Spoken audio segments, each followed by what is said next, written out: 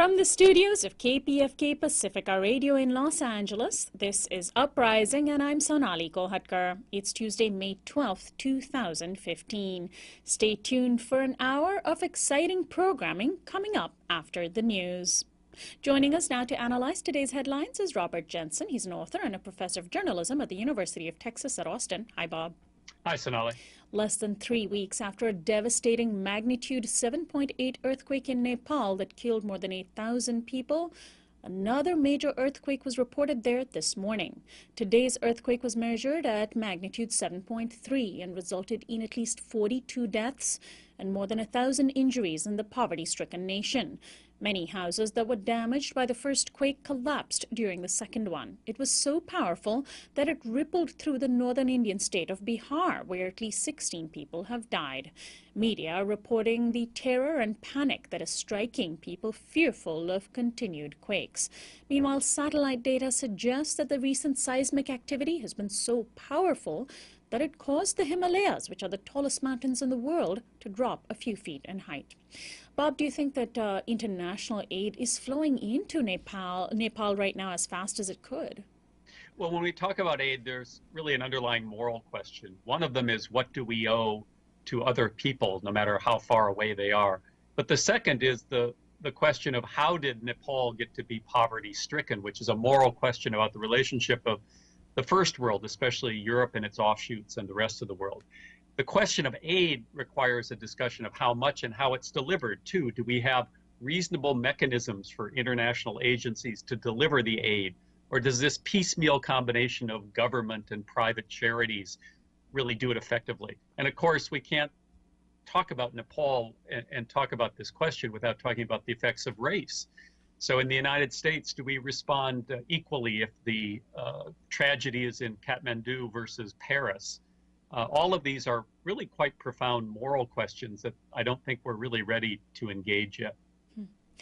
And U.S. Secretary of State John Kerry is in Russia today for the first time in 2 years. Kerry will meet with Russian President Vladimir Putin and has already met with Foreign Minister Sergei Lavrov. Kerry and Lavrov together laid wreaths at a World War II memorial in Sochi. U.S.-Russia relations are at a new low over the ongoing crisis in Ukraine. Among the issues that the officials plan to discuss are the war in Syria, given Russia's overt support for Syrian President Bashar al-Assad, and the U.S. war on ISIS, the U.S.-Saudi war on Yemen, and Iran's increasing influence in the Gulf region.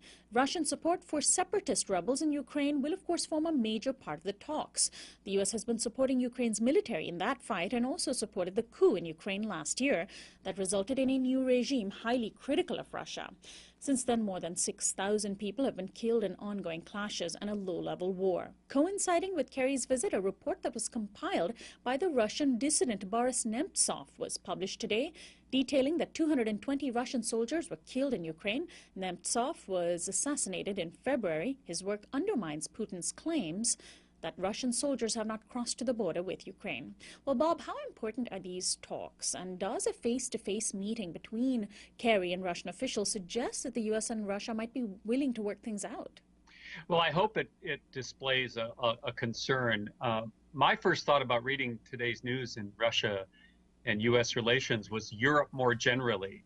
The crisis in the Eurozone, the economic weakness of Europe, the recognition by Germany and other major players that there's got to be a deal between Russia and the West on these matters is probably propelling a lot of this. Whenever we talk about Russia and Ukraine, I think we have to remember that the United States loves to start this story at the point in which Russian support for Ukrainian separatists goes into the picture. I have no doubt that Putin's lying about the role of Russia in that, just like I have no doubt that the U.S. government often lies about its foreign policy. But the question is why? And of course, that takes us back to the U.S. decision to push NATO and push U.S. influence further and further to the Russian border. We might think about what would happen if Canada joined a Russian-led military alliance, for instance, and how we'd react.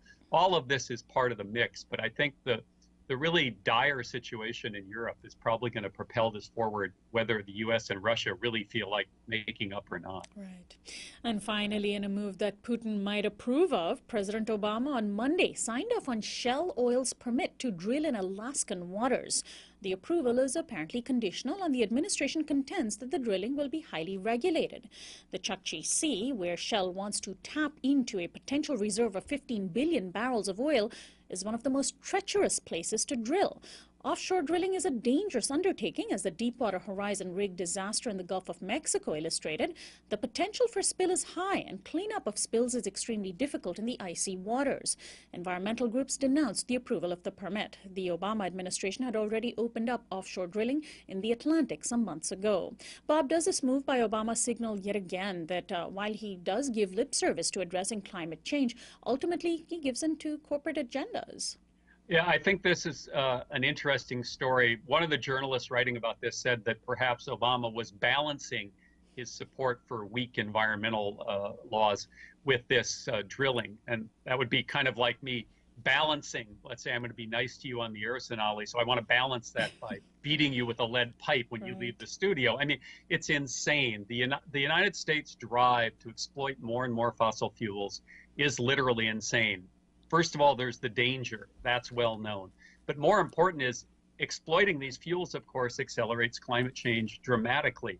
This is the problem of what increasingly more and more people are calling extreme energy, not just deep water drilling, but mountaintop coal removal, the tar sands, fracking. All of these are both extremely dangerous technologies, but more importantly, are bringing to bear now more fossil fuels on a world that can't burn anymore. It's a crazy decision. Well, Bob, thanks as always for joining us. We'll talk to you again next week. Thanks, Sonali. Robert Jensen is an author and a professor of journalism at the University of Texas at Austin. This is Uprising. We'll be right back.